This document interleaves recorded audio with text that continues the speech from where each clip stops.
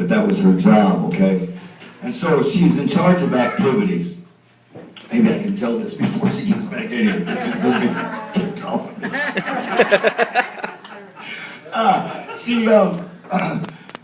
She had to go to the library, and she had a little white convertible that these older ladies at the nursing home just loved to get in and ride. And there was this little lady, and please don't, I'm not making fun of anybody, this really happened. So, a little lady named Amelia, a little white-headed lady, and anytime you would go there, and they said that she would do this all day long, you walk in, and she would walk up to you, say, excuse me,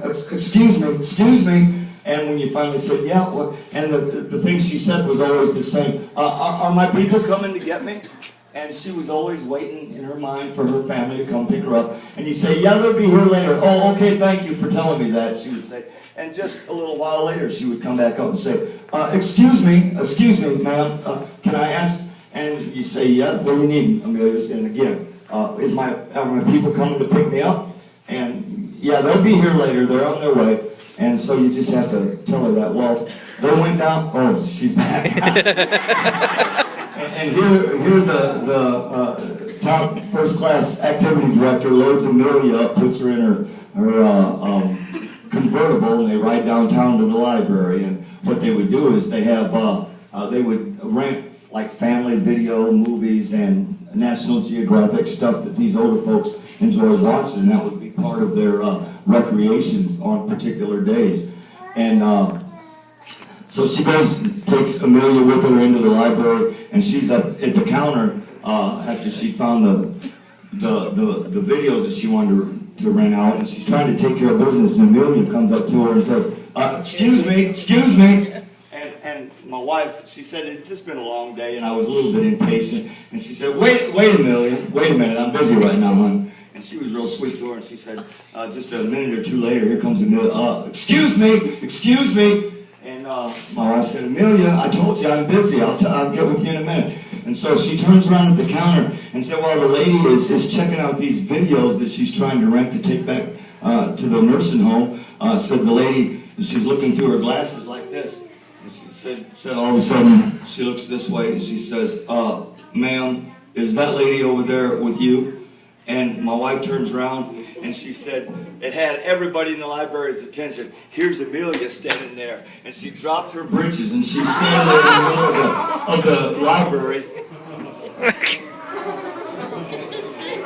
My wife said, Amelia, why didn't you tell me you had to go to the bathroom? She said, I tried to.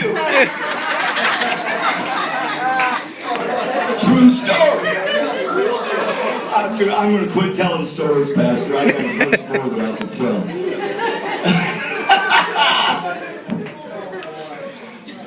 Listen. Oh, God. You got an extra bed over at your place? I don't know how this is going to go. I'm going to tell one more story, okay? We're evangelizing. This was quite a while back. This was the first time we were traveling through Illinois. We'd come up from the south, and down somewhere in southern Illinois, we stopped at a Cracker Barrel. And my wife's stomach got to acting up on her, and it was really bothering her. I said, are you okay? She said, yeah, I haven't been able to use the bathroom in a couple of days.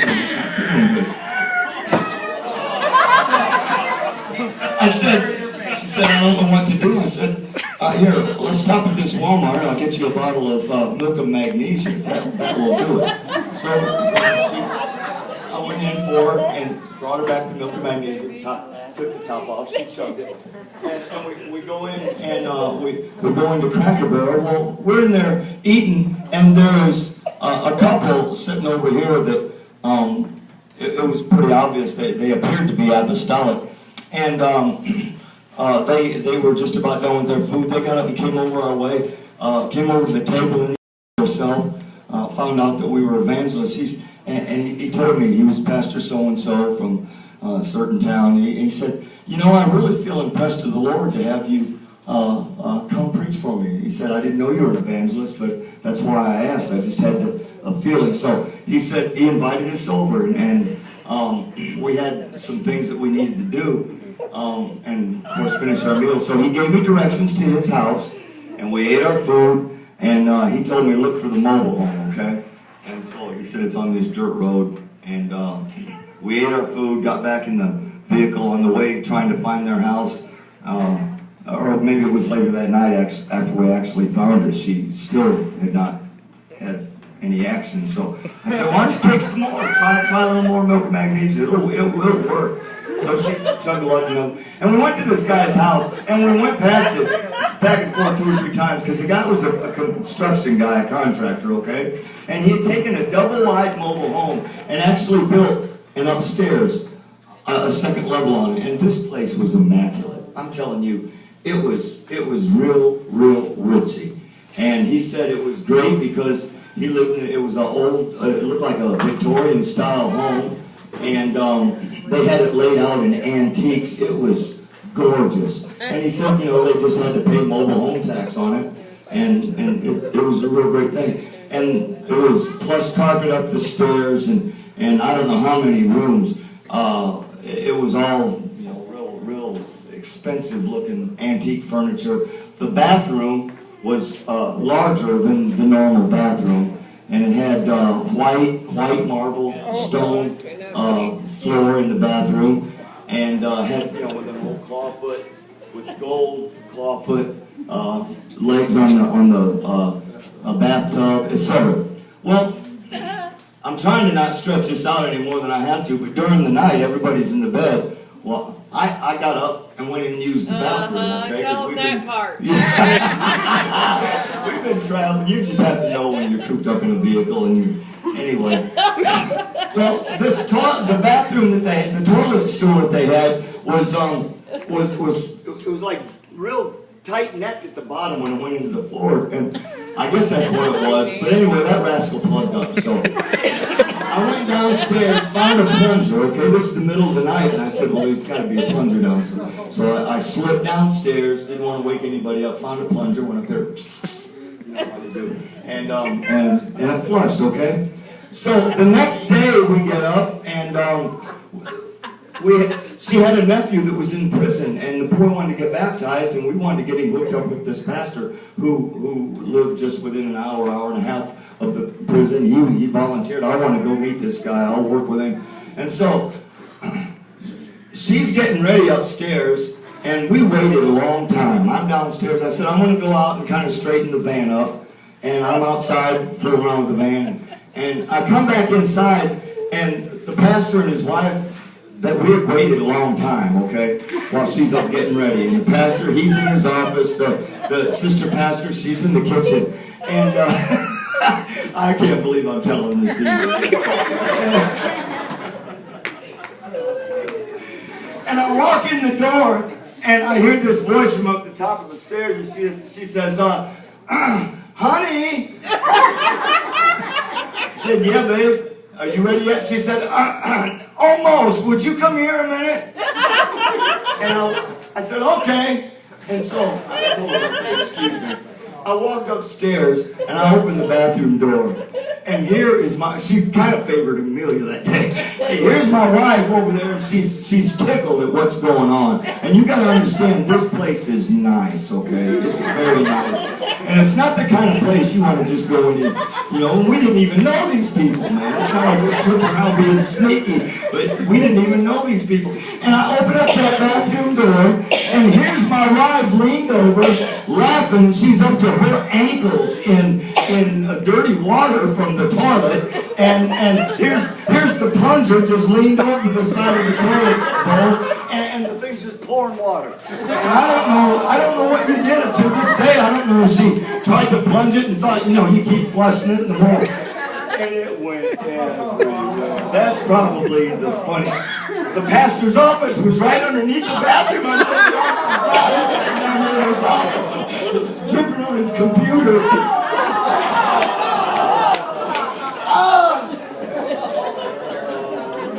You better tell it good, baby. Your last night. That really happened. Now you're saying, oh, brother, what do you do? I don't know how we pulled that off. We plugged into that basket full of rolled up white towels and cleaned the... There's the rest of the story. Yeah. I left. Were you in I went bed? into the bedroom and found me a can of Lysol spray. And I opened up the door and I said, "You smell rotten!" And I stuck my arm in there and sprayed it. Is that what you wanted me to tell? Then she got rid of Would you like to help? What'd she do? I could finish this You finish story. this story. Come here, tell me the rest of the story. I forgot. Help me. You can face these people. We're all friends here.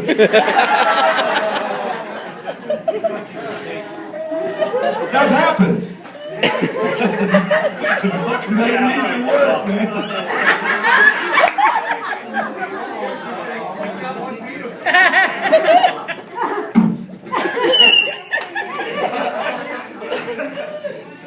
So he comes up the stairs, right? And this place had mirrors. This bathroom was like something you would see in a magazine. I'm not kidding you. And it was one of these Queen Anne toilets that had brass everywhere. I mean, it was rich. And it had mirrors all around me. You could see nothing but mirrors. So I'm standing there laughing so hard at myself because I just flooded the place. And I don't know how I flooded the place.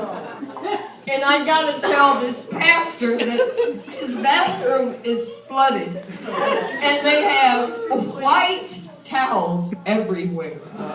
Pure white with trimmed in silk. And so I said, "Honey, could you come here for a minute, dear?" And he comes up the stairs, he opens the door, and I'm standing there laughing so hard at myself I could not stop. And he goes, "Oh, what have you done?" "Shut up! We haven't even preached the first night of revival yet. They're gonna hear you." I said, "Help me get this place." He said, "Help you? What have you done?" He said, "You ruined their house." I said, "Honey, go find a mop." And I'm trying to stop laughing. He said, "You find a mop. You did it." He said, and he shut the door. I said, "I can't believe he left me like that. I can't believe it." A few minutes later, he sticks his hand in the door and goes, "Shh." Sprays a bunch of potpourri and then walks back down the stairs. So I hurried up. I was trying to keep it a secret. I didn't want these people to know what we did. I cleaned up all the water myself. Cleaned it all up. I had dirty laundry everywhere, but I cleaned up the mess. And 30 minutes later, I go walking down the stairs, and they're all sitting there. You could tell every one of them was very impatient. So I go down the stairs, and I smell like lilacs.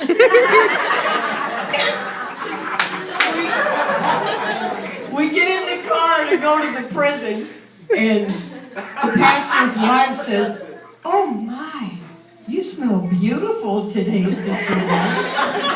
And my husband's in the front, and he goes, "Mm-hmm." "That's lilacs, isn't it, honey?"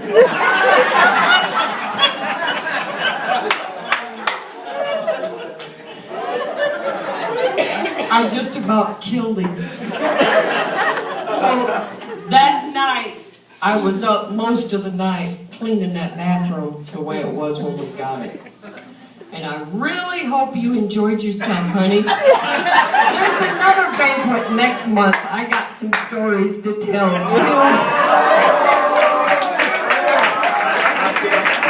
No. We might have been joking tonight, but marriage is the best thing. It is the best thing.